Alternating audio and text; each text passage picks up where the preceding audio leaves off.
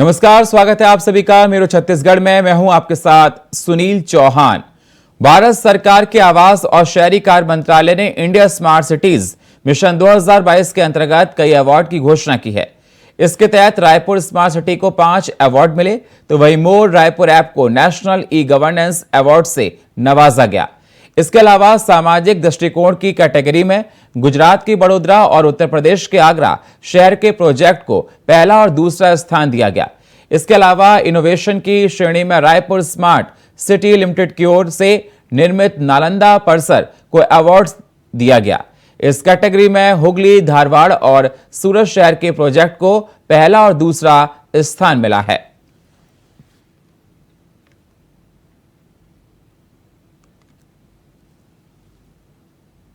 विधानसभा चुनाव की घोषणा से ठीक पहले आसपास की समस्याओं को लेकर जनप्रतिनिधि और खासतौर पर मुख्य विपक्षी दल बीजेपी मुखर होकर सामने आई है। दरअसल कोरबा क्षेत्र में गरीबों को जमीन के पट्टे और प्रधानमंत्री आवास का लाभ दिलाने की मांग को लेकर बीजेपी ने ओपन थिएटर में प्रदर्शन किया और मुख्य मार्ग पर रैली निकाली। इसके बाद प्रशासन के अधिकारियों को मांगों का ज्ञापन और लोगों से प्राप्त आवेदन का पुलिंदा सौंपा गया। अलग अलग क्षेत्रों में इसमें शामिल होने के लिए लोग पहुंचे थे और इस दौरान नेताओं ने सभा को संबोधित किया। साथ ही जमीन के पट्टे को लेकर सरकार के दावों की पोल भी खोली।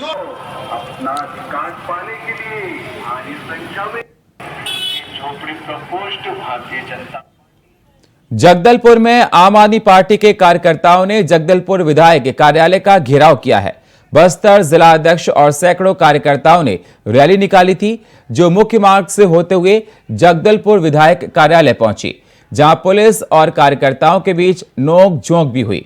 बस्तर युवा जिला अध्यक्ष शुभम सिंह ने कहा कि कांग्रेस पार्टी जनघोषणा पत्र बना तो लेती है, लेकिन वादों को पूरा करने में नाकाम है। यही कारण रहा कि आज जगदलपुर विधायक जवाब देने के लायक भी नहीं है।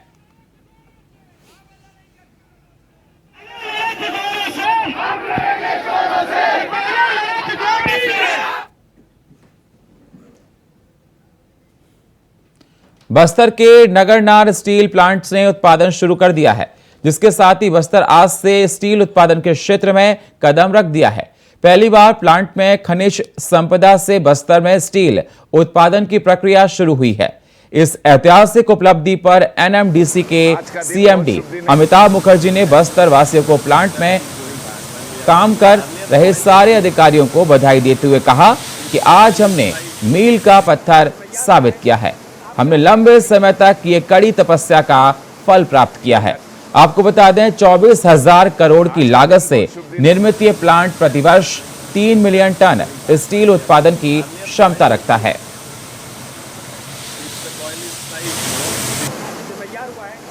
आप क्या कहना चाहिए?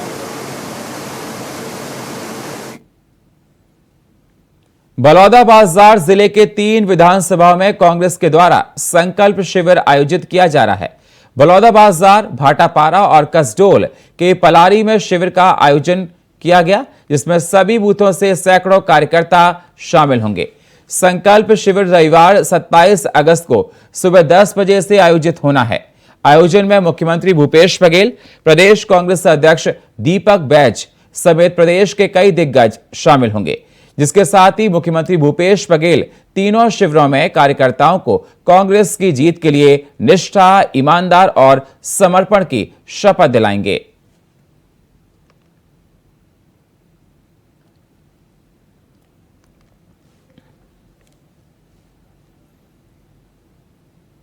अगली खबर बलौदाबाजार से है, जहां क्राइम ब्रांच की टीम ने ग्राम खैरी पर छापा मारकर खेत में बना रहे अवैध शराब के सामान को जब्त कर उसे नष्ट कर दिया। आपको बता दें, पुलिस को देखकर आरोपी मौके से फरार हो गया। छापेमारी के दौरान पुलिस ने 30 बोरी पाश, 2 गैस चूल्हा, 17 नग एल्युमिनियम की हांडी और 50 लीटर महुआ की शराब जब्त की। साथ ही पुलिस ने आरोपी के खिलाफ धारा 34(2) अवैध शराब निर्माण और 112 के तहत मामला दर्ज कर आगे की कार्रवाई शुरू कर दी है। बहुत मजबूत है ना, 6,000 હતો ને।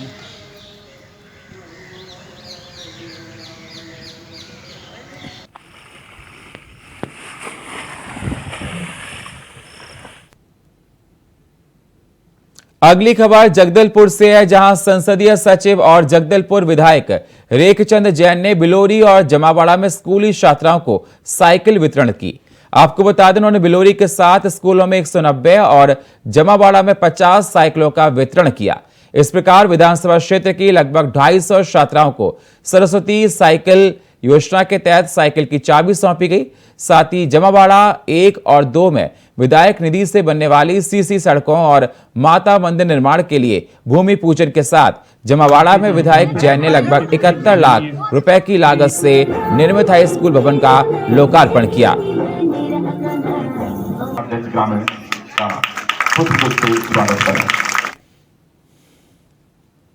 छत्तीसगढ़ में हुए एंकर सलमा की मर्डर की मिस्ट्री सुलझ गई है। पुलिस ने आरोपियों को पकड़कर सलाखों के पीछे पहुंचा दिया है। ये रिपोर्ट देखिए।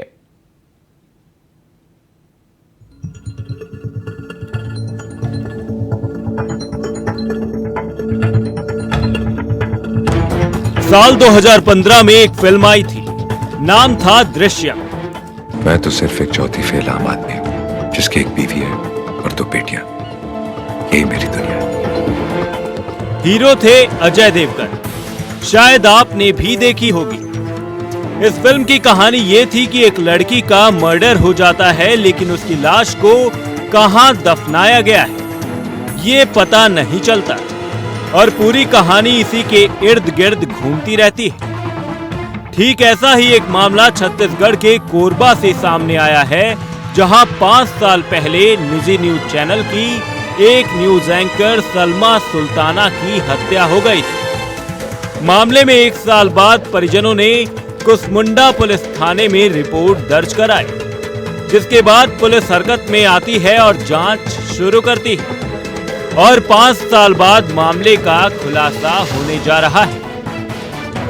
कोरबा की लोकल एंकर सलमा सुल्ताना की मर्डर मिस्ट्री का जो मामला था, पुलिस ने इसका खुलासा कर दिया।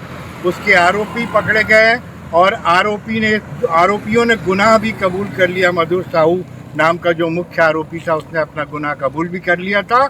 लेकिन गुनाह कबूल करने पर ही पुलिस ने इस बात का दावा कर दिया था कि सलमा सुल्ताना की मौत का खुलासा हो गया है। पुलिस ने कुछ वक्त पहले मामले में न्यूज एंकर के आरोपी बॉयफ्रेंड को गिरफ्तार किया था, जिससे पता चला था कि पैसों को लेकर दोनों के बीच विवाद हो गया था, जिसके बाद आरोपी ने सलमा की हत्या कर दी थी और उसके शव को एक सड़क किनारे दफना दिया था, जहां आज इस वक्त 4 लेन बन गया है। वहीं पर खड़े हैं जहां पर आरोपियों ने सलमा सुल्ताना का मर्डर करके जमीन पर दबा दिया था। आप मेरे पीछे देख सकते हैं, यह 4 लेन सड़क, ये वो 4 लेन सड़क है जो पहले सिंगल हुआ करती थी। ये जो गाड़ियां आ रही हैं, ये आप देख सकते थे कि ये पहले सिंगल हुआ करती थी, लेकिन अब चूंकि ये 4 लेन सड़क बन गई थी और ये 4 लेन सड़क बनने के बाद सलमा सुल्ताना की जो लाश दबाई गई थी, वो 4 लेन की इस जगह पे सड़क पर आ जाता है, जहाँ पे ये दीवार बनी हुई, जहाँ डिवाइडर आप देख रहे हैं, इस जगह पे लाश उसकी दबी हुई थी। तो सवाल ये उठता था कि पुलिस कंकाल खोजे कैसे। तो फिर पुलिस ने इसके लिए कोर्ट से परमिशन लिया और कोर्ट ने जब परमिशन दिया तब जाकर के पुलिस ने शुरू की खुदाई। मामले की जांच शुरू हुई तो पुलिस ने आरोपी को हिरासत में लिया और पूछताछ शुरू की। तो पूछताछ में आरोपी ने अपना जुर्म कबूल किया और शव दफनाने का ठिकाना बताया।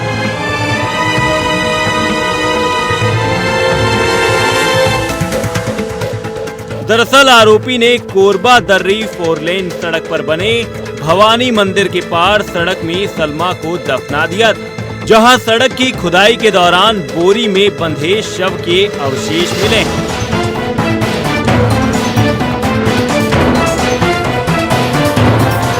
इस नजारे को मीडिया के कैमरों ने कैद किया है। ये 2018 2018 में एक गुम इंसान दर्ज हुआ था कुसमुंडा में, जो 2/19। फिर उसकी जांच हमने शुरू करी और जांच करते करते जो उस समय जो स्टेटमेंट्स में इनकोहेरेंसी थी उसको हम लोग अच्छे से दोबारा से जांच शुरू किया। तो फिर पता चला, 2-3 लोगों का स्टेटमेंट लिया, उनको थोड़ा अलग अलग रूम में बिठा के अलग से पूछताछ की, कढ़ाई करा, तो फिर पता चला उसका मर्डर हो चुका था। लेकिन फिर उस स्टोरी को कड़ी से कड़ी जोड़ते जोड़ते हमें करीब 4-5 महीने लग गए और पिछले हफ्ते सोमवार 15 अगस्त से पहले जब वो गिरफ्तार हुआ फाइनली दोबारा की, तो फिर उनके ही निशानदेही पे हमें ये जगह मिला जहाँ पे 2018 में एक पेड़ हुआ करता था। उस पेड़ के पास उन्होंने दफनाना बताया। सबको अलग अलग पूछताछ करने पर सेम ही चीज़ बताया, तो हमें मोटा मोटा कंफर्म हुआ। फिर हमने हिस्टोरिकल इमेजेस निकाले 2018 के मैप के, वो पेड़ इकलौता वो पेड़ था। उस पेड़ को हमने फिर सर्वे करके थर्मल इमेजिंग के थ्रू और ये GPR के थ्रू हमने इस जगह की स्कैनिंग शुरू करी। अराउंड 30 मीटर्स के एरिया हमने स्कैन किया था और मोटा मोटी हमें लोकेशन मिल गया था जगह जहाँ पे वो बॉडी होने की आशंका थी। फिलहाल पुलिस कंकाल के जरिए नए सबूतों के साथ मामले में आगे की कार्रवाई करते हुए दोषियों को सजा दिलाने की कोशिश करेगी। पुलिस को ये लाश सलमा सुल्ताना की लाश का कंकाल मिल गया है, तब जाकर के पुलिस ने राहत की सांस ली। लेकिन अभी भी सवाल खड़े हुए हैं। सवाल ये खड़ा हुआ है कि अब पुलिस को ये साबित करना है कि ये जो कंकाल है ये सलमा सुल्ताना एंकर का ही है। अब उसके लिए पुलिस को DNA टेस्ट करवाना पड़ेगा, फॉरेंसिक रिपोर्ट का रिपोर्ट लाना पड़ेगा। तो ये आपको जगह दिखा रहे हैं जहाँ पे सलमा सुल्ताना की लाश का कंकाल मिला था पुलिस को। बहरहाल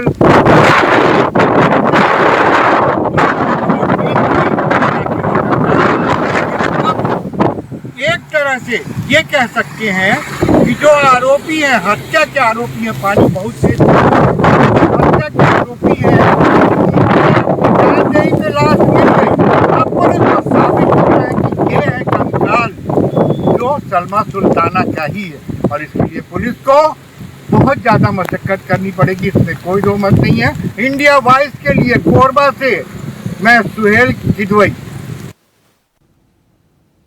अगली खबर भिलाई से है, जहां डेंगू का कहर जारी है। आपको बता दें, शहर में डेंगू के 7 नए मरीज और अब तक 120 नए केस आ चुके हैं। वहीं जिला प्रशासन और BSP की तमाम कोशिशों के बावजूद मरीजों की संख्या लगातार बढ़ती जा रही है।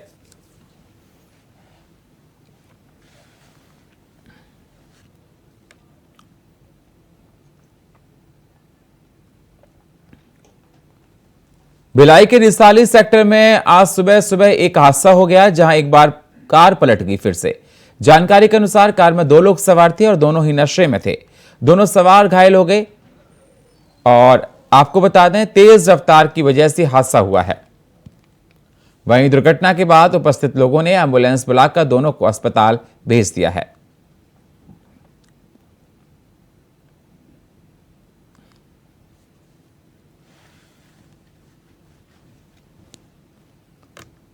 नगर पालिका परिषद मनेंद्रगढ़ में सफाई कर्मचारियों ने मतदाता जागरूकता अभियान को लेकर रैली निकाली। ये रैली मुख्य नगर पालिका अधिकारी इसखाक खान के नेतृत्व में निकाली गई, जिसमें भारी संख्या में सफाई कर्मी शामिल हुए और लोगों से 100% मतदान के लिए अपील की। आपको बता दें, ये जागरूकता रैली शहर के सभी मुख्य मार्गों से होकर गुजरी।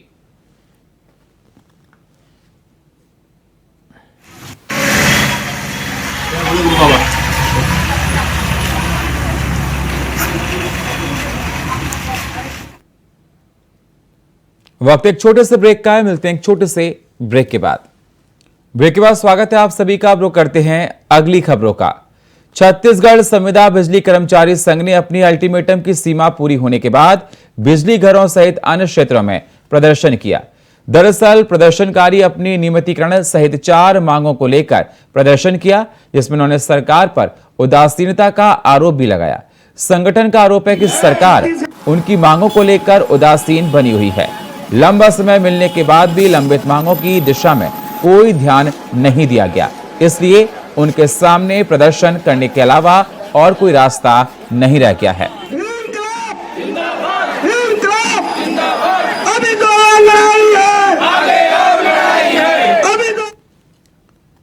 एक स्वस्थ लोकतंत्र के निर्माण के लिए अधिक से अधिक मतदान होना बहुत आवश्यक है। बावजूद इसके आज भी ऐसे कई लोग हैं जो चुनाव में अपना वोट नहीं डालते। ऐसे ही लोगों को उनके मताधिकार के प्रति जागरूक करने निर्वाचन आयोग द्वारा स्वीप प्लान के तहत कई तरह के कार्यक्रम आयोजित किए जा रहे हैं। इसी को लेकर शहर में एक जागरूकता रैली निकाली गई। एनसीसी, एनएसएस, स्काउट गाइड के दल ने टीपी नगर चौक से पावर हाउस रोड तक, पवन टॉकीज रेलवे क्रॉसिंग तक जागरूकता रैली निकाली है। इस दौरान कैंडिडेट्स ने हाथों में बैनर, पोस्टर लेकर लोगों से अपने मताधिकार का उपयोग करने की अपील की है। गौरतलब है कि 3 महीने बाद प्रदेश में विधानसभा चुनाव होने वाले हैं और ऐसे में अधिक से अधिक मतदान को लेकर निर्वाचन आयोग द्वारा लगातार कोशिशें की जा रही हैं।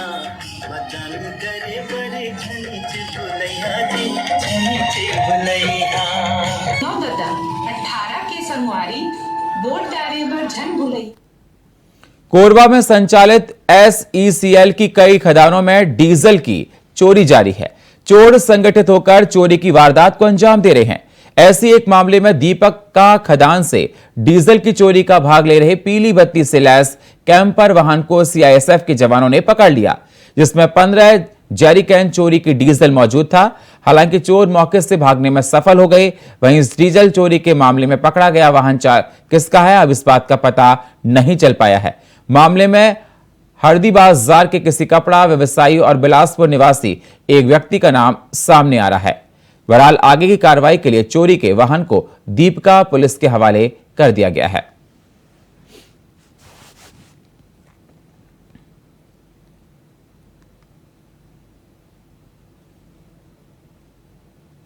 में चलवाओगे ना। भिलाई नगर थाने में एक महिला ने तालाब में कूदकर अपनी जान दे दी, जिसका शव सेक्टर 7 के तालाब में मिला है, जिससे इलाके में सनसनी फैल गई। बताया जा रहा है कि महिला अपने पति के साथ होने वाले विवाद के चलते दुखी थी और इसलिए ऐसा कदम उठाया। वही मामले की जानकारी पुलिस को दी गई और कार्रवाई करते हुए पुलिस ने शव को पोस्टमार्टम के लिए भेज दिया है।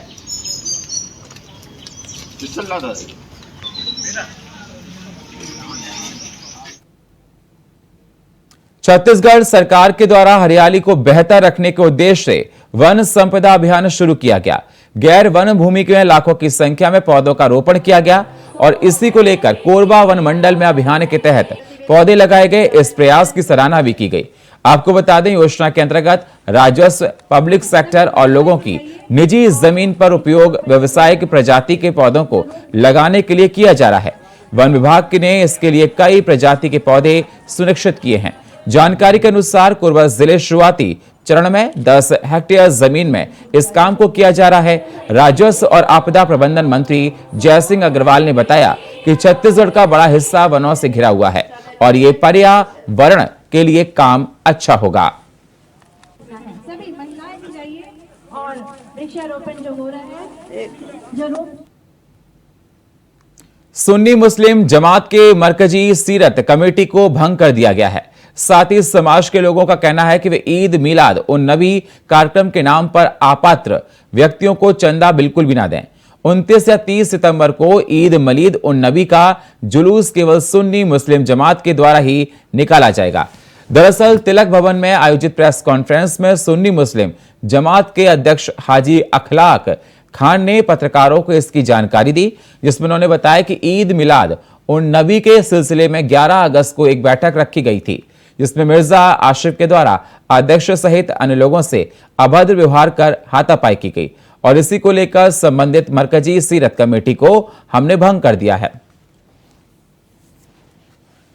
कि 12 रबी अव्वल ईद मिलादुन नबी का जो जुलूस मरकजी सीरत कमेटी के द्वारा निकाला जाता है, आज उसी के संबंध में प्रेस कॉन्फ्रेंस किया गया है।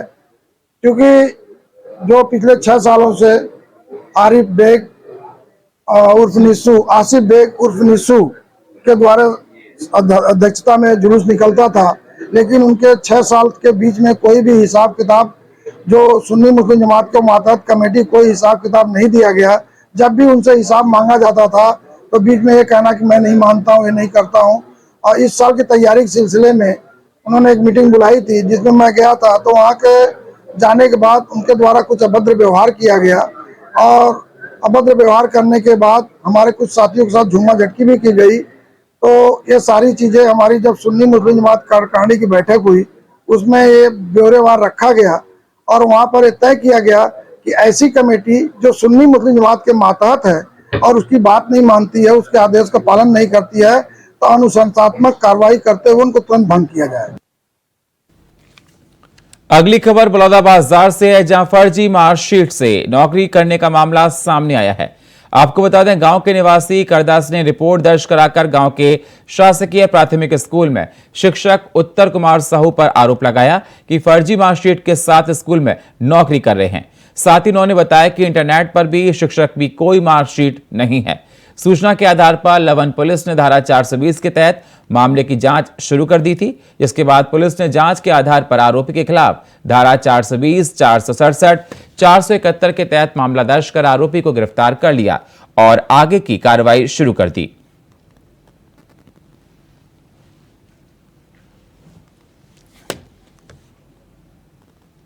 और फिलहाल मेरो छत्तीसगढ़ में इतना ही। बाकी खबरों के लिए आप बने रहिए इंडिया वॉइस के साथ। तब तक के लिए